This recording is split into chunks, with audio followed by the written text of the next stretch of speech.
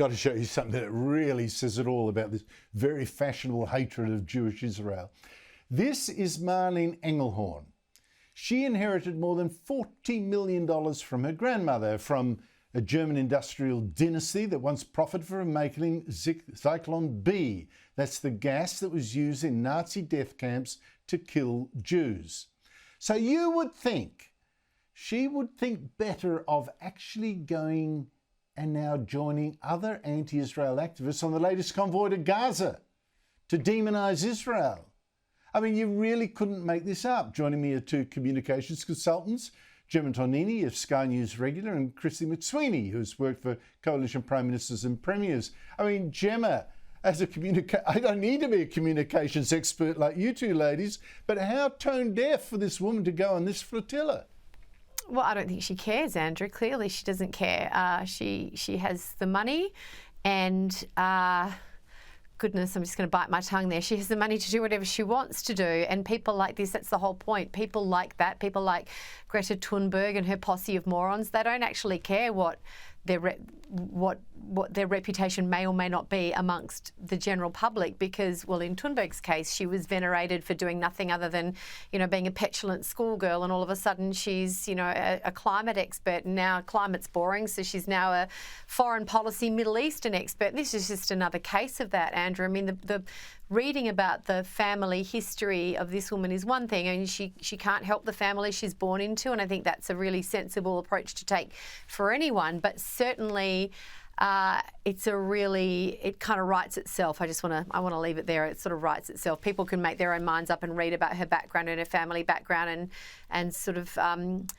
put that up against what she's now doing and make their own minds up. Christy McSweeney, you would advise her, wouldn't you, as the flotilla organiser, a lady, I know you mean well from their point of view, I know you mean well, but better not come on this boat.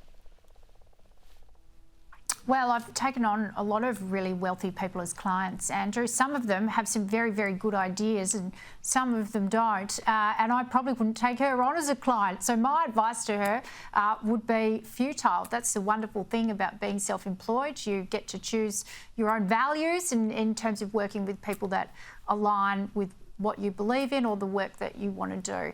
I think given her family background, and as Gemma said, people can read into it and make their own decisions. And I'm going to echo Gemma's comments about biting my tongue slightly. People can learn about her history. She is in the position where she can use her voice to make very staid, powerful comments. Instead, she's reduced this to, yet again, social media activism.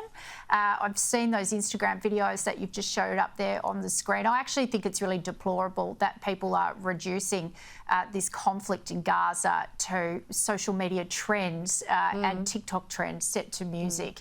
That just demonstrates to me the level of critical thought and the level of seriousness that people who are jumping on an activist bandwagon because it happens to be popular in certain circles, in arts, in culture, in celebrity circles, and this is just another one.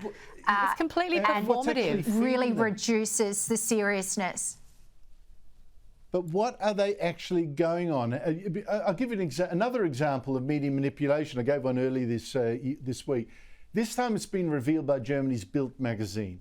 You look at this photograph of apparently starving people in Gaza desperately reaching out for food. There's also video of that same sad scene, except a shot of the photographer who took that pic show they are posing for him. They're not reaching out for food. Not yet, that the food came later. That photo, like the misleading picture I showed last night of an allegedly starving boy who had in fact had spina bifida and other pre-existing conditions, and a plump brother next to him, was put out by the same anti-Israel Turkish news agency using a photographer from Hamas-run Gaza. I mean, Gemma, isn't the media here just too gullible about how a terrorist-run area can actually manipulate the imagery?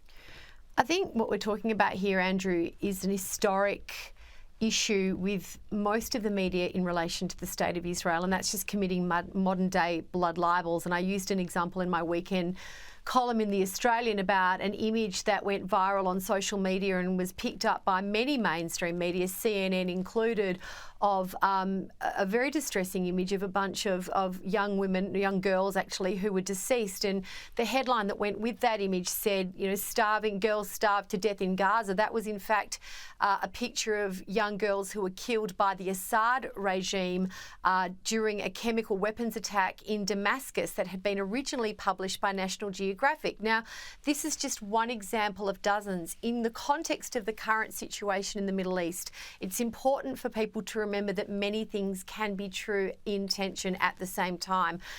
Today, I read a statistic out of the United Nations where it admitted that 90% of its humanitarian aid had been looted by either very hungry Palestinians or or Hamas or Gazan gangs.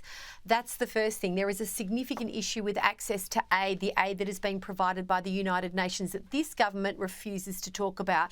The second thing that is also true at the same time is that the media has been allowing itself to be manipulated and telling half-truths about the situation in the Middle East. And the third thing I should say is that when it comes to playing the media game and publicity and having a strategy to influence, the Hamas terrorists are playing an absolute blinder. And we who sit here on the other side of the world in our safety, knowing nothing about existential threat, you know, the biggest threat most of us face is, you know, getting hit by a car if we text while crossing the road. I've been in Israel many times, as you know, Andrew. I've been in bomb shelters. I've been in the Gaza envelope, and I know exactly what Israelis feel like, knowing that they are surrounded by people who want to wipe them off the planet simply because they are the Jewish state. So I don't think it's as simple as there's one fake photo, although that's a really, really critical part of the mix that is constantly ignored.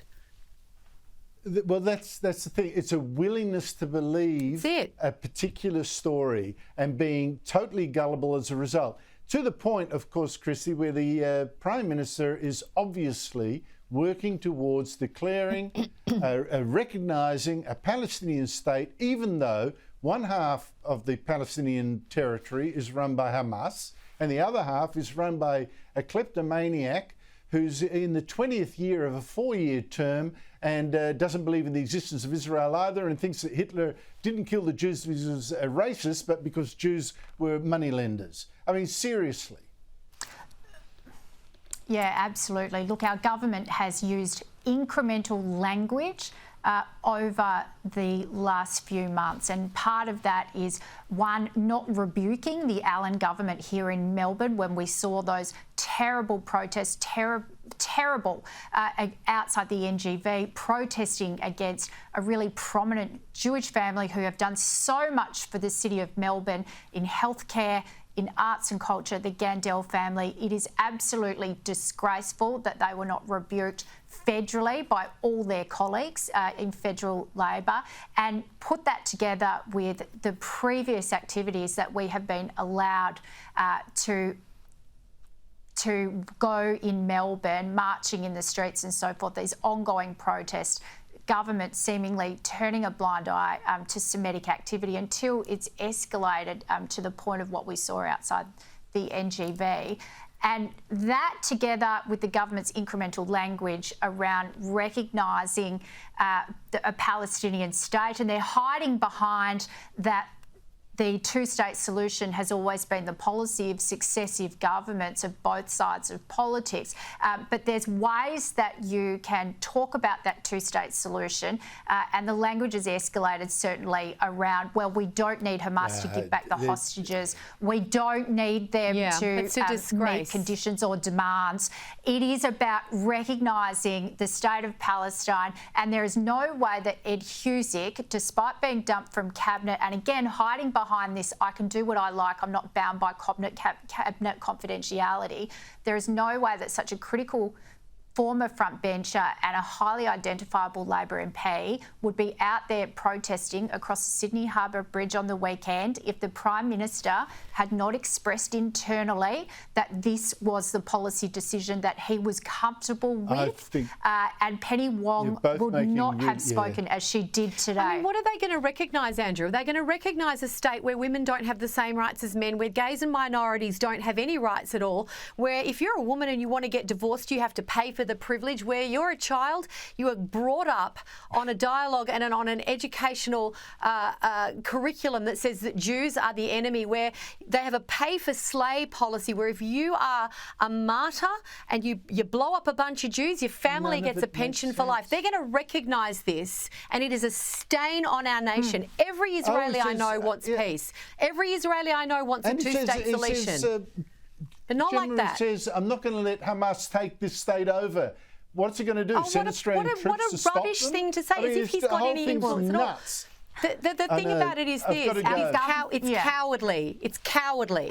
It is cowardly. Yeah, Gemma it is, Tognini, and politically motivated. Thank you very much to you both.